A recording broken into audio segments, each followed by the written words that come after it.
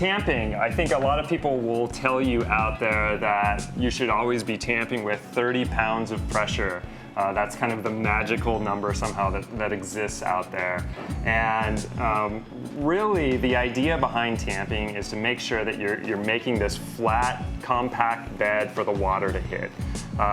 Espresso brewing is a very violent process. You have 130 pounds of pressure of water hitting this coffee bed, and you just want to make sure it's flat and compact. The actual amount of weight that you're putting onto the coffee with a tamper isn't so important as the fact that you're doing it consistently time after time. Yeah. So it becomes a variable that you can take out of the equation, and it's something that just exists in your routine.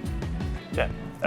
When you're tamping, if you're straining, you're tamping too hard. And the most important thing with tamping is going to be A, not injuring yourself or hurting yourself, and B, just efficiently taking your weight and force down your arm to the coffee. And if you do that, you shouldn't have to tamp very hard to get the requisite amount of pressure, to get the air pockets out and just get an even bed of coffee. There's another thing I see a lot out there where people are taking bathroom scales and putting them up on the table, and they're getting like, okay, that's 30, that's 30, that's 30.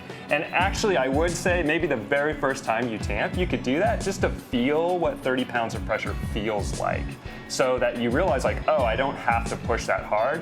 But beyond that, getting so specific about 30 pounds, it's not worth it. Yeah, and this is basically the rule of coffee baking, but focusing less on those sort of esoteric things and more on the foundational, like weigh your coffee, buy good beans, use good water, use good equipment. That's going to get you 95% of the way there.